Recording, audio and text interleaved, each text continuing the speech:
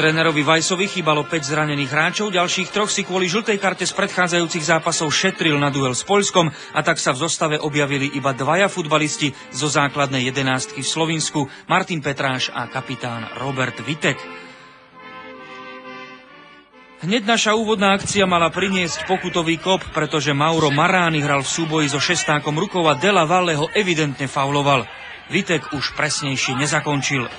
Od začiatku bolo zrejmé, že dôležitá bude trpezlivosť. Hradbu San Marina sme v Lani pokorili v Dubnici po 21 a v Serravalle až po 41 minútach. Marek Mintal mohol skórovať skôr, ale pred Simončínim pri oboch jeho strelách zachraňoval stopér Alessandro Della Valle.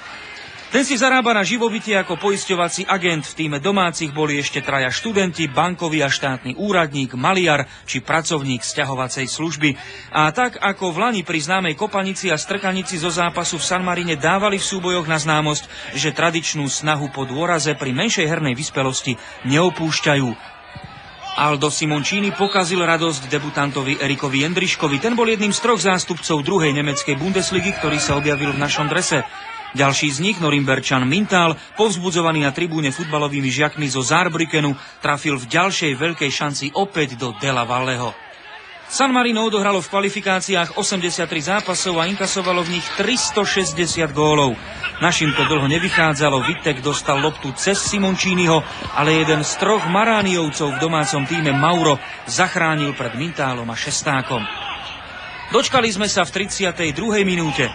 Robert Vitek prehodil nabiehajúcemu šestákovi, ktorý poslal loptu do siete cez bratské dvojičky Davide a Alda Simončíniovcov. Šesták je tak trochu špecialistom na San Marino, v Lani proti nemu skóroval 2-krát v Dubnici nad Váhom, zároveň je zatiaľ našim jediným hráčom, ktorý dal v tomto kalendárnom roku v národnom tíme 2 góly. Vo februári vyrovnával proti Maďarsku. O 7 minút neskôr boli prvými 2 článkami našej gólovej osy opäť Marek Čech a Robert Vitek. Ján Kozák zvýšil na 2-0. Kozákovi zveril Vajs taktovku našej ofenzívy, ktorá sa musela vysporadovať s prehusteným priestorom. Kozák si nabehol zo stredu poľa, pričom Vitek mu loptu perfektne sklepol.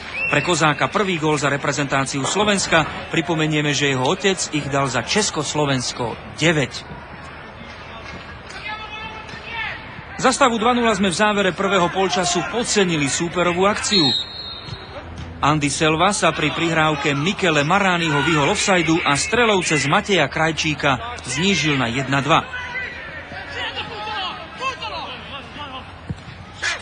Selva je jediným plne profesionálnym hráčom v tíme San Marina a zároveň jeho rekordným strelcom.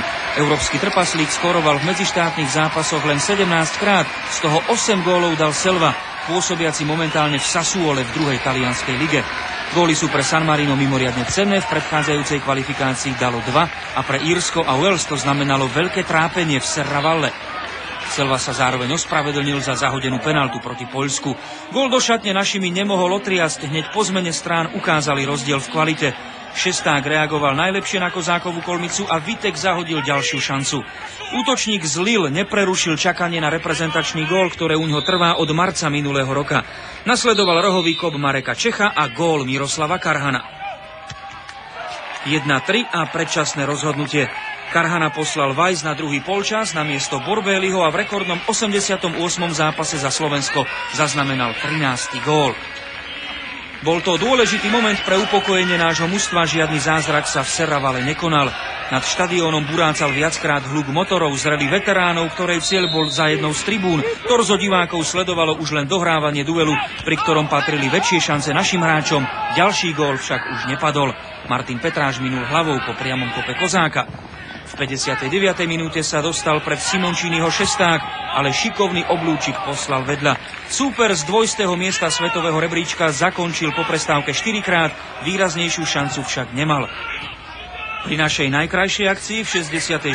minúte centroval Krajčík a Vitek trafil Albányho. Naša herná produkcia postupne ustupovala, a to aj preto, že v 72. minúte si Roman Kratochvíl nedal pozor a po faule na Selvu ho Švajčiar Kéfer vylúčil. 34-ročný stoper tureckého Denizlisporu si takto svoj návrat do národného tímu po dvojročnej pauze určite nepredstavoval, sám povedal, že to bola z jeho strany hlúposť. Viac sa už neudialo, Vlado Vajs si pripísal druhé víťazstvo na reprezentačnej lavičke. So San Marinom sme vyhrali aj tretí vzájomný zápas. V Lani to boli rekordné skóre 7-0 doma a 5-0 vonku. Teraz 3-1. Roman Kratochvíl je prvým vylúčeným hráčom našej reprezentácie od červenej karty Mariana Hada v barážovom zápase o majstrovstvo sveta v Španielsku v novembri 2005.